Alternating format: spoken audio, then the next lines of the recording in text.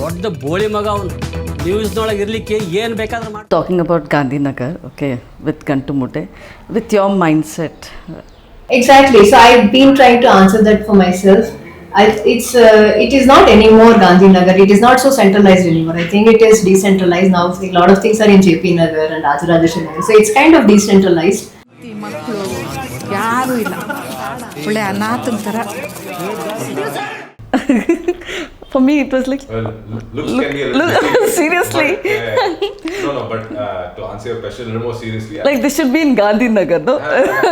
no, but the aesthetic, the minimalism that we have shown these people through. That's why I think Roopa mentioned we're not showing Longu Machu and your traditional shows of violence that we have seen come to see in cinema. Petrol. ಭಯ.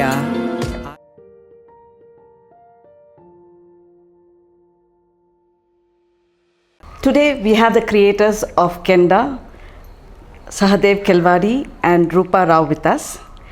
Their film, which is a social political satire, has made noise at various film festivals and is now set to release on July 26th. Let's get into an insightful conversation with them. To say, Sahadev, from producing Gantumute to directing Kenda, to begin with, if you have to say something, why did you, like, initially? So Roopa and I both started our careers as multiple, playing multiple roles on a film set. In fact, we both started as producers and makers. The first film through Amayukti Studios, which is our production house. Roopa was the writer-director of Gantumute. I was the cameraman as well as part producer along with Roopa. So from then to Kenda, which is my debut as a writer-director, it's been a long journey. In Kenda as well, I donned the roles of both writer-director and cinematographer. So my hands were full, but thankfully I had Roopa by my side who took care of production as a producer and as well as like on set. She was there pretty much every day to take care of the day-to-day necessities of what a set is, because she had so much experience from her previous experience as producer and director, and she had also co-directed Vishnuvardhana, and she had made her own web series. So she came with a ton of experience that helped me a lot to purely concentrate on direction while also working on camera with Kenda. Okay, so having handled multiple roles, you love handling multiple roles along with Roopa. How did it differ when you decided to direct? As a cinematographer, you get to detach a little bit once the shoot is done for the day. I mean, you still plan for the next day in whatever way you can to make the day go smooth for the director. But as a director, you don't necessarily get to detach as much from the day-to-day, workings of a set. You're still planning the next day in terms of shots. You're thinking about actors. You're thinking about your scene. You're thinking of maybe if this line is going to work or not going to work for tomorrow's scene. So there's definitely more responsibility, I feel, as a writer-director when it comes to, especially this is my debut film, so there's a lot more mixed emotions between excitement and nervousness. And we had some incredible actors. So thankfully, we had incredible actors who didn't need, so to speak, direction, so to speak. They already came so well prepared because they're all trained actors. I just had to provide a platform for them to just express what they already had inside of them. And they all knew the script so well and their characters so well. So it was easier. So directing is a joy. Cinematography is also like a incredible passion of mine. So they're both equal at the same time. They differ in so many different ways. You handled cinematography for Kenda also. Yes. Like, did it influence your approach to direction? Oh, certainly. I think it starts from the script stage because I've written Kenda as well. So you start thinking of scenes. Also as a cinematographer, I cannot help it but to think of scenes as it starts off as a writer-director, and then it moves slowly into how a cameraman would definitely think. That helps in many ways in you already know how the set is going to look in terms of light, in terms of design, in terms of, the lensing aspects of it. So it allows you more freedom to explore on the day of the set. It gives you more time with the actors, because you're not worried about what the frame is going to end up looking like, because you kind of already have an idea as to what it might look like. So yeah, I mean, it's certainly way more challenging to don all these roles. Being a writer director is hard enough. This adds, another level of, responsibility. But thankfully, I was surrounded by people who were really good technicians, and people like camera team was really strong, the direction team was really strong. So I could concentrate on creating the art of it, and not get bogged down by the practicalities of set as a cinematographer. So, yeah, that was my experience in a nutshell on Kenda.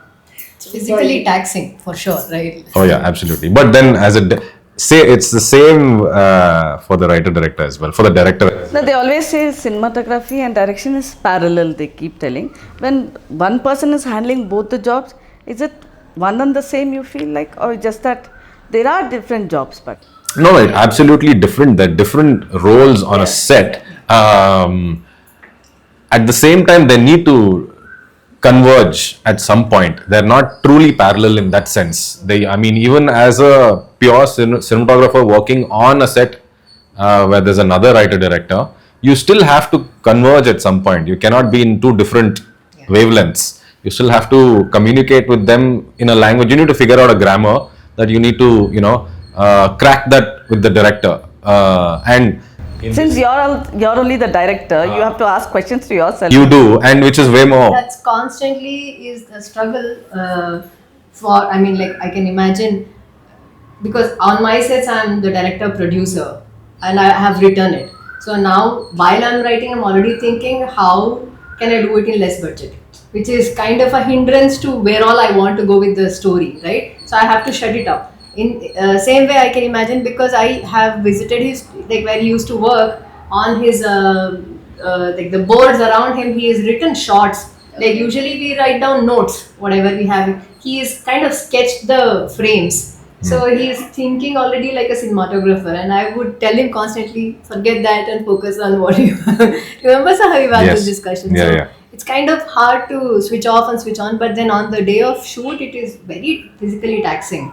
I can imagine, because you're thinking constantly and you're doing camera, because cameras are heavy, and if you have to do like a handheld shot, you're physically getting strained, and yet to be present there and to have patience to talk to actors and to other people, it's very taxing. And he lost some 7 kilos during the show. Also, continuing with whatever you spoke about, Sahadev, what drew you to Sahadev's vision, and that got you involved as a producer for the movie? Because he's also co-produced the movie with you. So we produced it through Amyukti, so the studios, and we both co-founded it.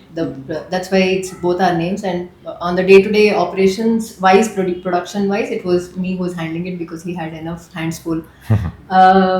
So I know Sahadev since past 13 years, because we started our film's journey together. I had gone to film school, I had worked in the UK, and I had come back. And I didn't know anyone here, and filmmaking is something that one person cannot do it. It's a team thing, and I had like a very dreamy idea that I wanted to do this one novel, that I wanted to make it as a film. Like 12 years ago, I was a very small kid I still hadn't marinated as a film. Bharath, who is the protagonist of our film Kenda, I knew him through a common friend, and I knew he's like a very fantastic actor and theatre background and all of that. So when I had that to do that production, like a producer's pitch of this novel, I approached Bharat saying, you play the lead role. And then he's like, who's doing camera, who's doing it? And I don't know who's doing all of that. And then Sahadev and him were college friends, and then he introduced me to Saha, who had just returned after like a 3-month camera course in the US. And so we started talking, and we realized we really feel similar way about cinema, and we kind of think alike about cinema, what cinema means to us.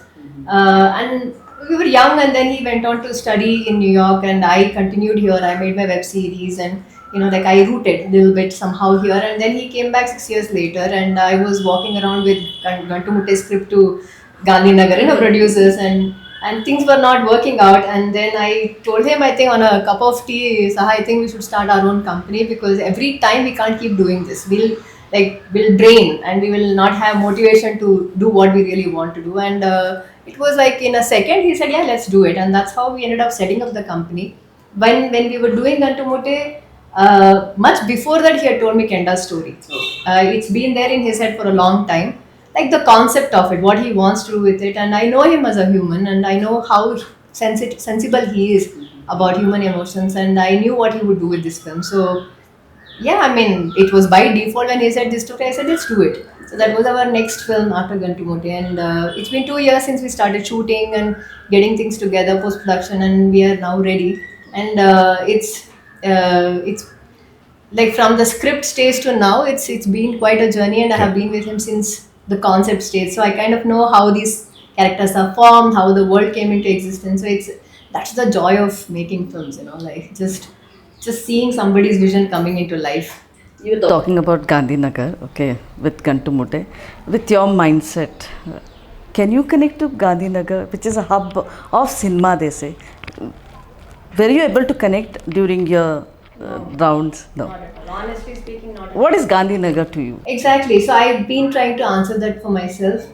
It is not anymore Gandhinagar. It is not so centralized anymore. I think it is decentralized now. A lot of things are in JP Nagar and Rajarajesh Nagar. So it's kind of decentralized.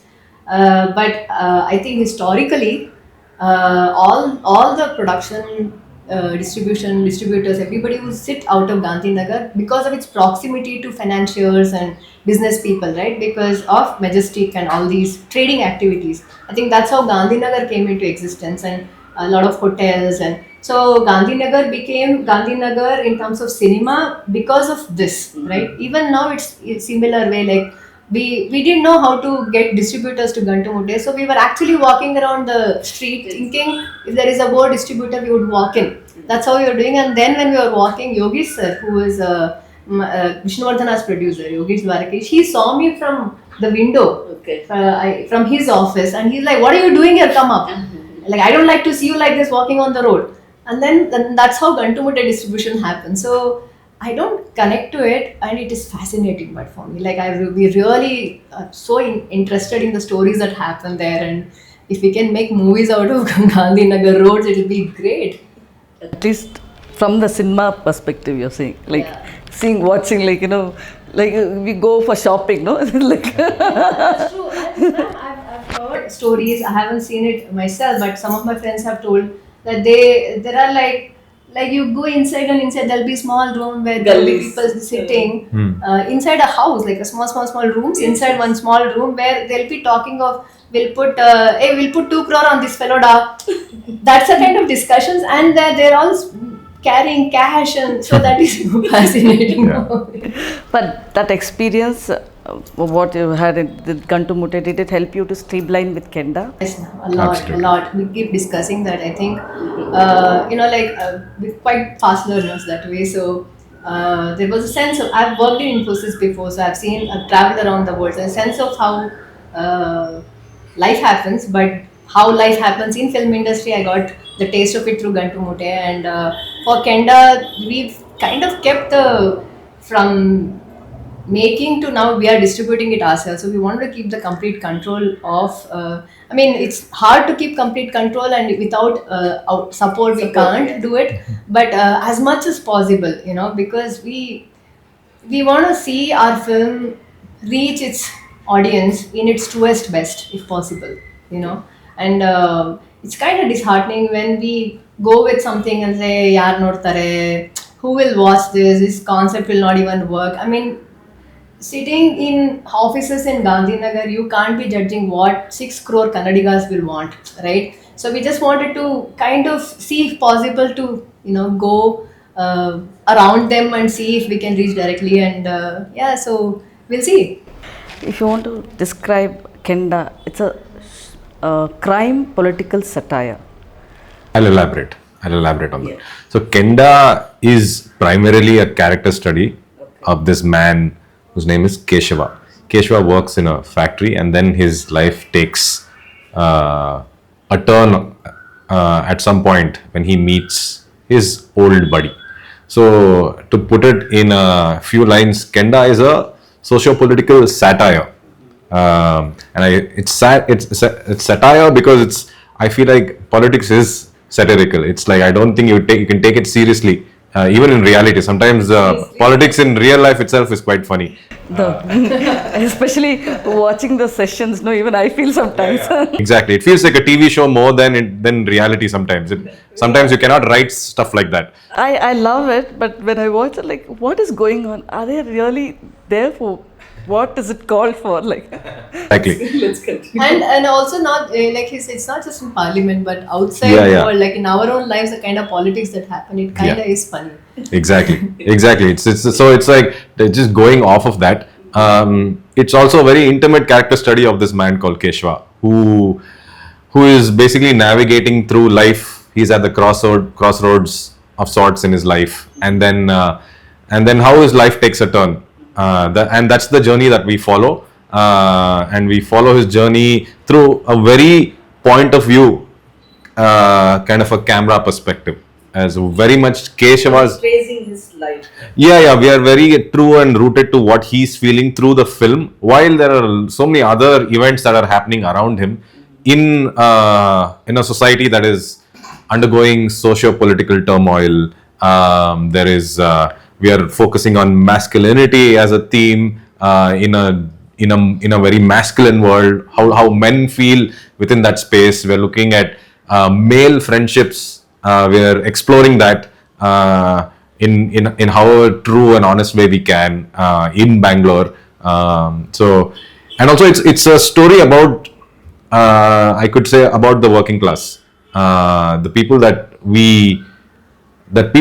exist that we don't get to see every day. They're doing their 9 to 5s, either morning shifts or the evening shifts, but we don't get to see them. But they're kind of like the bedrock of society. Yes. Without them, it'll all falter, right? We are in the upper levels, sitting in our AC rooms, kind of looking at life. But these people are the people who are going out there doing the, with a lack of better word, the dirty work for society. So it's about them in a way. And then how they become disenchanted because of the disparity that they see. Their hard work maybe doesn't have as much as a payoff as some of our jobs have. So that we're trying to explore that gap between them through Keshwa. Okay, that also leads me to a question: what relevance does it hold in today's societal context? I think plenty, because I think the gap is becoming bigger, I feel, especially with the advent of there's so much new tech that's coming into the fore that it's hard, so for a lot of people it's hard to keep up. And this story takes place at a certain time. We have not explicitly mentioned which time or which era it takes place in, but it's not in the current era. It takes place a few years at a time when there were no cell phones, at a time when there was like a boom of the IT and the BPO setups, and if people didn't know English or if they didn't know how to use the computers, they were at like a disadvantage. So it is set in that era, and I think that holds true even to this day, where if you don't have knowledge of tech, so to speak, the disparity in finance and disparity in so many aspects is large. Even in society.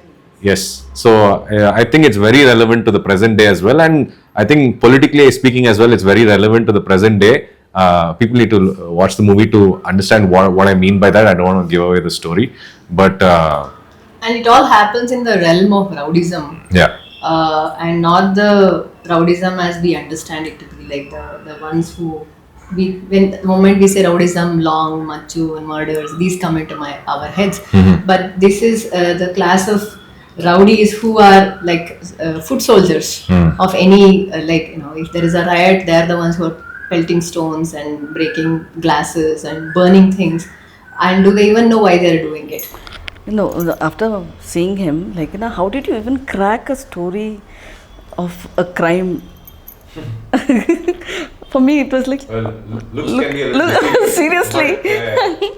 But to answer your question a little more seriously, Like this should be in Gandhinagar, no?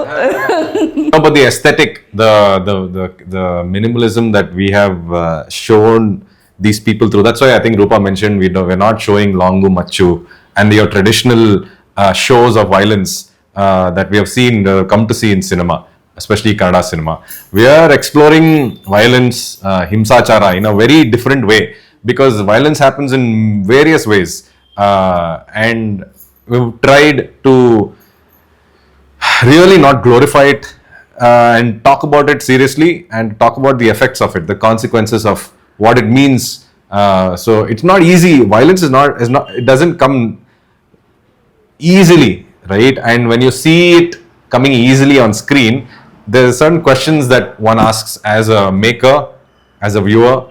I think we have addressed these questions in a very nuanced way with Kenda. How I came up with the story, through experience, through reading papers and news reports and various things. And I lived in a time in India during the 90s and 2000s when there was a lot of political turmoil in the state as well as in the country. If you just look back, many governments changed. There were I remember when I used to go to school, there were a lot of bandhs that used to take place. We used to look forward to those bandhs as a school kid because you would get holidays. So that I was always curious about that. As I grew older, I understood why they would take place, and what was the reasons for them to take place. Many a times they had ulterior motives.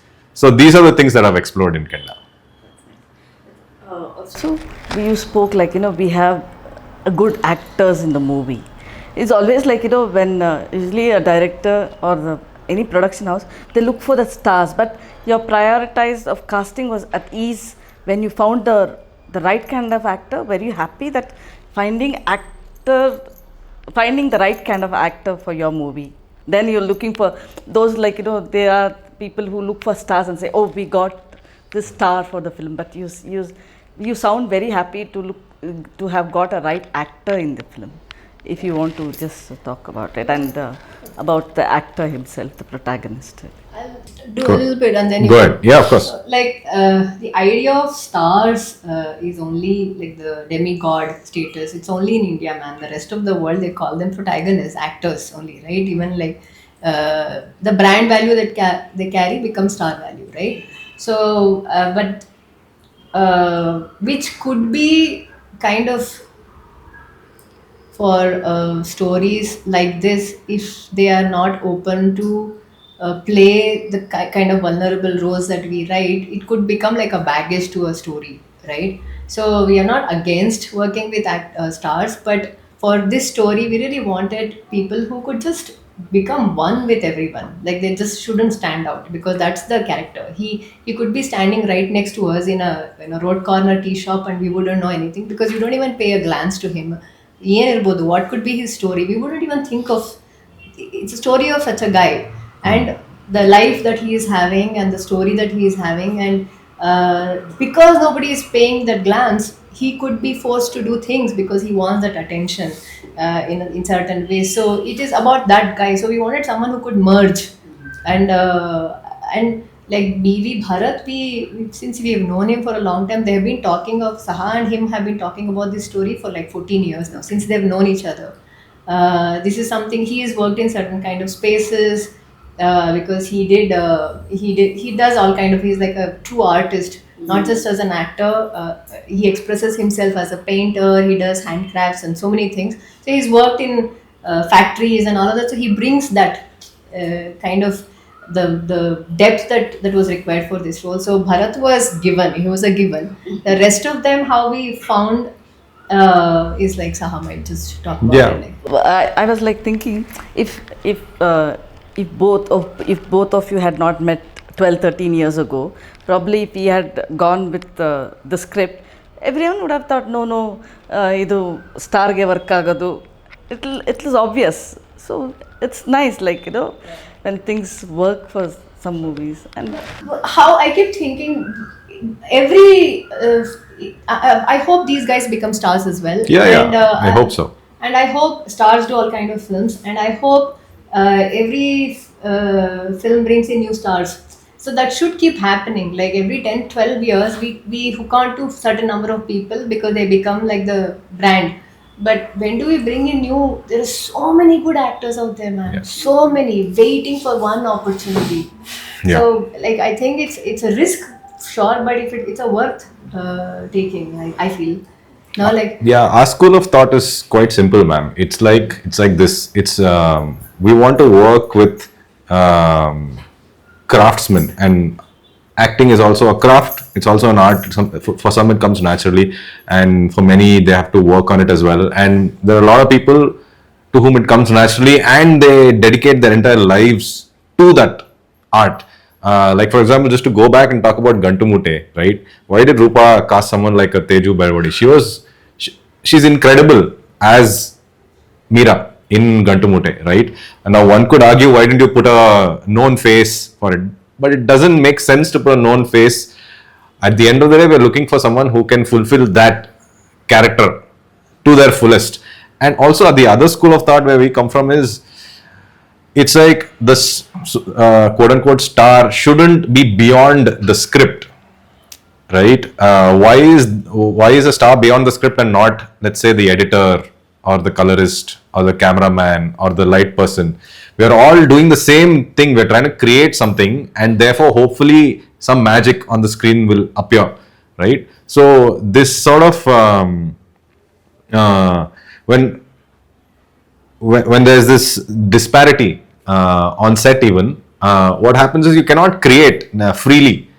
When you have actors who just want to come there and act, you can do wonders with them. So that's a very simple school of thought that we have. yeah. Go Sorry, ahead. ma'am. I just want to mention the other actors who are there. Pranav, Oh, yeah. phenomenal, who plays so his character will be it will become very truly alive only when the world that we have created around him is alive and true.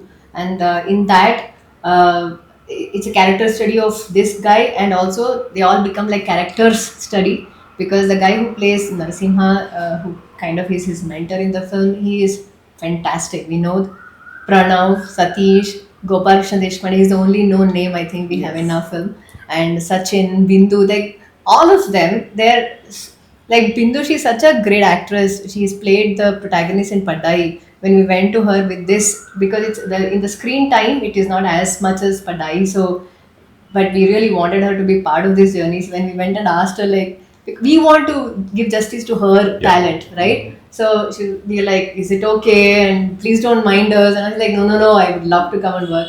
So very, very unassuming, very humble. So that is when it becomes so joyful when you're creating. Yeah. Also, you're talking like you come from an IT background, and to be part of the film industry and producing, a writer in every aspects of filmmaking you love. How did you navigate about these industries, like where you come from and what you are now? Oh, that's long story. To cut it and put it in 2 lines, Just like 2 lines. It's been learning every day. It's just application and learning.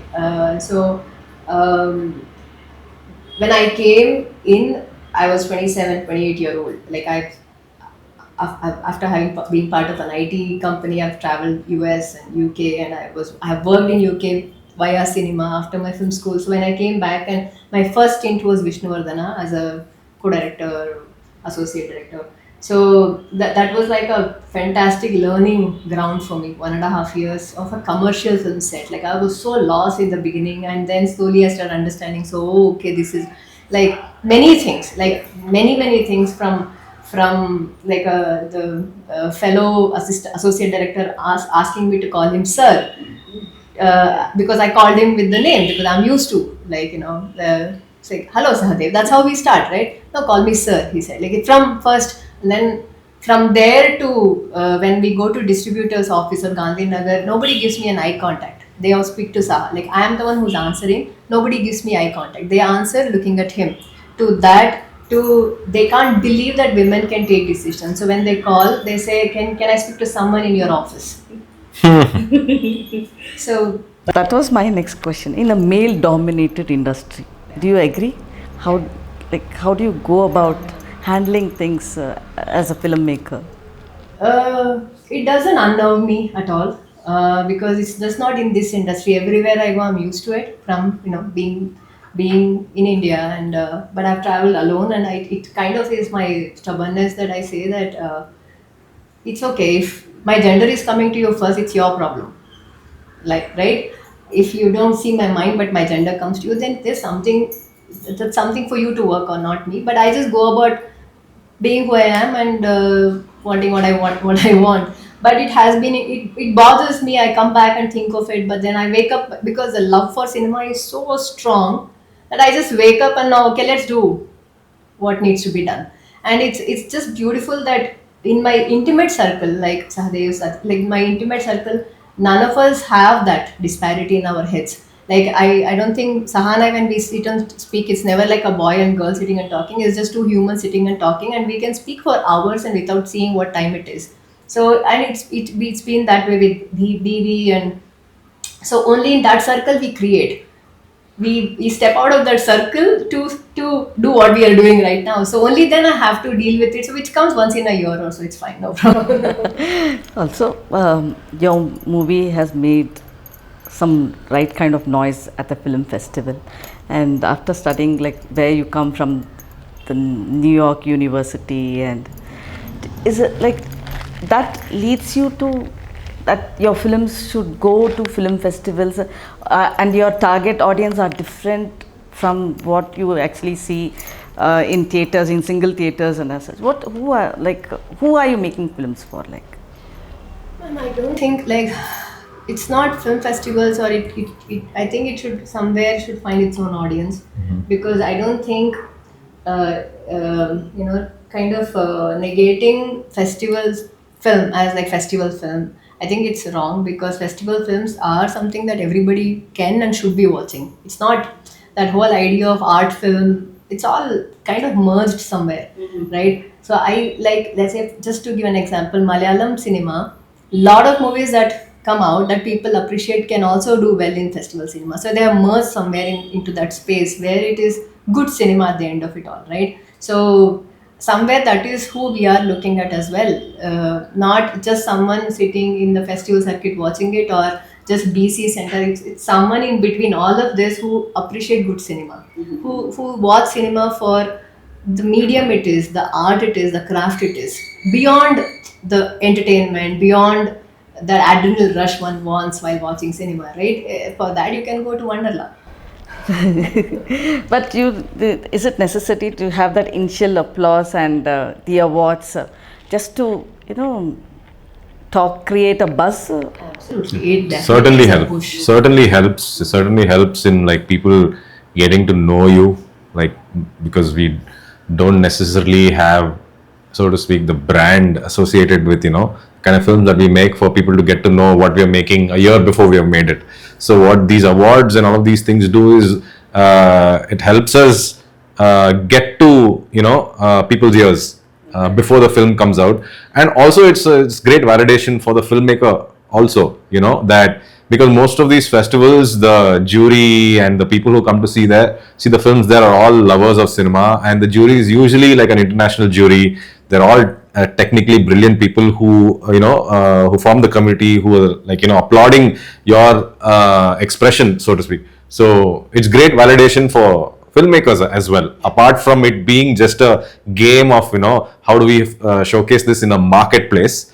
We are still at the end of the day making an art piece, so that gets validation in the festival circuit. And one of the consequences of that is also that it reaches people who are interested in cinema get to hear about it, and many of them in fact have messages saying, hey, looking forward to seeing your film in the theaters, because many of these festival films don't get a release. Yeah, it is. By the time it comes to the when you say releasing in theaters, you're already tired, like okay, again you have to look out for those audience here. And if it doesn't do well in theaters, again there's like of all that it's traveled, and it's like at festivals, you have to be prepared what will be the outcome here also. Is commercial very important at this, like for movies like Kenda? At least earning what is being spent is very important now. Keep doing it again and again, because our business model is that we make a film, whatever it brings to us, we make next film. Because we are not really rich from our backgrounds, or we don't have a lot of capital. But It's also an expensive medium compared to other art forms. Our tools, the tools that we use, the paint brushes that we use to create whatever you get to see on the big screen, they're all expensive, and it's like you need many people to come on board. And you can, how many can you ask to work for free? You can't. You have nobody, right? Especially if you've already made one film, the second film is already, they charge you more than anybody else, and third will be even bigger. So I think except the producer, everybody makes money in this industry, and producer can only see money when somebody buys it. So it's kind of a very strange business space. But because of that, You also talk in crores? close to, not. I don't cross the number. Yeah, we do. Yeah, we haven't crossed. It just hasn't become 2 digits yet. Because every time, like every movie, they only talk in crores. You're still. Yeah, we don't want to also, so there are movies that require that kind of scale. There are stories that need not be made in that kind of scale. It's about scaling up. That's all. Stories are same, right? It's somebody comes to rescue, or somebody is just realize identity. All these things. But then, how big do you set what is the scale that you want to set your story in? That's where the numbers change. And when numbers become bigger, you want stars to play, because you already have a certain number on them. So playing safe. So we want to be experimenting with push our boundaries with writing. When we want to do that, we don't want to cross that number, because it will stress us. What is that you can lose is what you should spend on cinema ever. I feel that's like the game that I understood in the last 12 years of my journey. And what you save is what you win. So it's kind of a weird space. So business is there. It's there. That's where we are standing right now. But all we look for is to get what we have spent and move on to the next. Your focus on festivals and bringing the film to theaters. Do you even monitor the box office? Yeah. Which film is doing well, and even if we don't want to, it is shared to us. Social media is so strong. Yes, we do get an idea of what's happening. by the social media, do you believe? There are some authentic channels, right, where we can, and with our mathematics, we kind of know when they are just blowing up the numbers. We very easily, like when they say over a weekend it made 70 crores in a market like Karnataka, you don't believe it. It's impossible if you start doing mathematics. Even if there is 1,000 people watching in 1,000, so you know that, and honestly what has made. For example, Manjumel Boys. I watched it second week, and I watched it third week, 2 times on a weekday, and afternoon 3 o'clock, so it was a full house. When they said it made 100 crore, I believe it, because it was a genuine hit. Like that, if there was some other movie, I don't want to take name, which they said it made so many crores in over a weekend, I don't believe it, because when I was standing for Manjumel Boys, it was playing and nobody bought ticket for it. So you kind of understand what was happening, what happens in the market. But I know what is happening in Kannada industry in the last, we've kind of had discussions about it, and kept the gauge of what's happening in the last 6-7 months here. And otherwise also, 250 movies are made every year. But do you think somewhere we are going wrong somewhere at this moment? Since you're also monitoring, as you said. I don't know when the numbers game became so intrinsically part of what we do. Right, there was a time where people just made movies. They made a good movie or a bad movie, and he moved on. I don't know when it came into became a popular thing to talk about. That your film made 200, 300, 400, 10,000 crores. I'm sure someone will say in the near future it made something. And then when they say that number, thinking it to be a good film. Yeah, we have to separate the two in some way, but it's hard to separate, obviously, because it's they just want to be make noise to the other languages, other regions, who are equally, they are also doing good.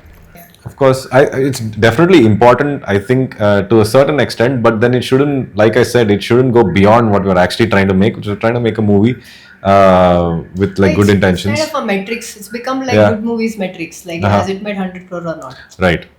But good movies metrics should not be how much Yeah, money it made. and it's such a in the box. subjective space that a good film for someone is not a good film for someone else. So it's a very tricky conversation to have. So unfortunately, what happens then is the films that make the most money do end up being categorized as successful films, and now that then becomes a marketing gimmick to then The next push one. to push it to the. So it's a vicious circle. We are part of it now, so we are seeing it like almost firsthand. So I don't know. In all of this, we still have to try to stay true to like the stories that we want to say, and then just dedicate ourselves to the craft of it. It's difficult. Also, with the number of movies coming, every week 7 movies, sometimes 4. Suddenly there'll be a rush, and with Kenda, I think another 4 movies are coming. You have still prepared. Is it okay to come along with so many films? Ma'am, there hasn't been a weekend in Karnataka in the last 2 years where there has been less than 4 movies released. And Karnataka, especially Bangalore, is such a market where it's not just Kannada movies. You have Tamil movies, Telugu movies, English movies, Hindi movies releasing along with Kannada movies. Malayalam also. Malayalam movies also. Yeah. So if we have the movie, either we don't make it at all, thinking we will not get screen, or you make it and release it along with them and see if you can stand out. And there has been instances where only one film stood out in that whole lot, or 2 films that it talked about. 270 films around number last year or last to last year.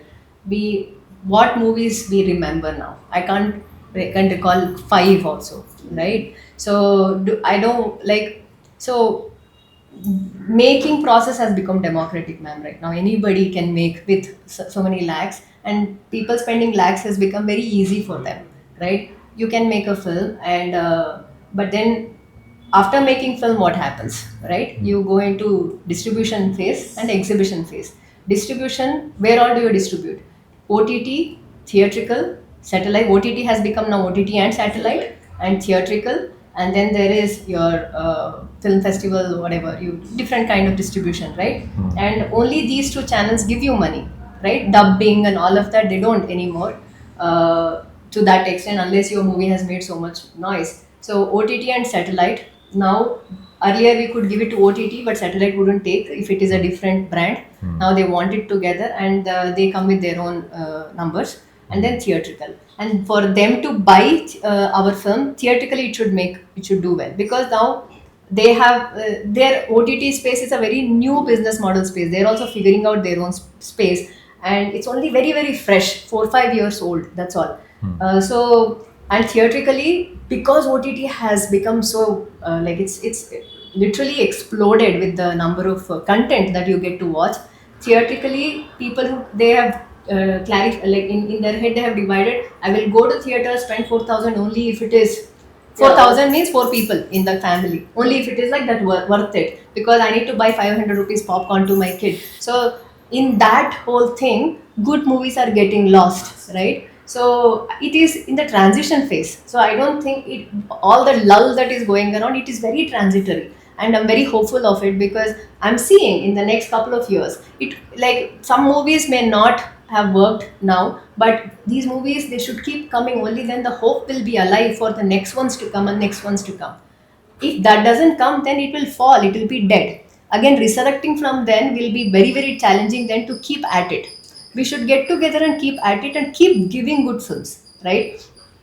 Immediately you may not make the money that you have spent, but it will, because as a director or a producer, they will end up making 1 more film, let's say, or 2 more films. When the 3rd film, let's say, it becomes in the next 2-3 years, it becomes so massive that your old film will suddenly become valuable, right? It is how it works. Shah Rukh Khan recently bought all his films, and he took it, and with premium value he took his own films. You never know, one of our actors become such big stars that they would want to, right? We don't know market dynamics in the future, but we shouldn't get boggled down by what's happening right now. Everybody's understanding.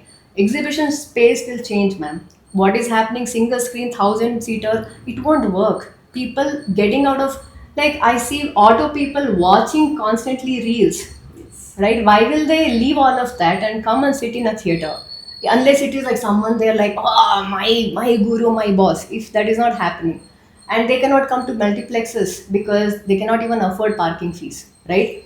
So exhibition space should change in the next couple of years. Only then these movies, our kind of films, will see some sort of a light of the day, you know. So it is very transitory. I don't think anybody should, we should be talking about solutions. We've spoken enough of problems, and I think people who can bring this kind of changes, because we don't have that kind of capital background, but if they want us to be part of that group, we will definitely be to have this, where like recently I did even speak to Prakash Raj sir about this. Like there should be, people should get together who are part of the creative space and think of solutions. Enough of problems, and we can see solutions. There are some solutions. In the next 1 or 2 years, things should start changing. Okay, we got too serious about cinema. Let's get back like the Kenda. Fun of it, Like the title. The fun of We have just got. Okay, getting back to our film, Kenda. Yeah. If you want to like, it's actually a serious film, or you have balanced it with. There is I mean, is life serious? I don't know how, you know, life is quite humorous if you look at it from a different perspective. Even serious moments can be funny. So there are moments of, there is no forced funny in the film, but there are moments which are unexpectedly funny. And they happened organically. They were intended in a very subtle way in the script itself, but then they kind of like got elevated when the actors came on board. So Kenda it's I wouldn't bracket it as a serious or a funny or a crime thriller. It's in a space where it's we have tried to capture like a moment of life in, you know, in every scene, and every scene has its own sense of humor. Every scene has its own serious issues that it's talking about. So I think, yeah, and there's a reason why I've called it a satire, because it's parodying many of the real life situations that do happen and we kind of overlook, but we have tried to find humor in many of these places, and the actors have done a great job in finding humor and making it seem like it is real. So there's a constant juxtaposition of these two worlds that is in every scene. So I think Kenda will be a new experience for a lot of people when they do come to the theaters and watch it. I can guarantee you they won't be expecting, I can guarantee you by the time they finish watching Kenda, there'll be a lot of conversations within themselves and their, fellow viewer who they've come with about what they just witnessed. Yeah. All the best. Thank you, ma'am. Thank you so much. Okay.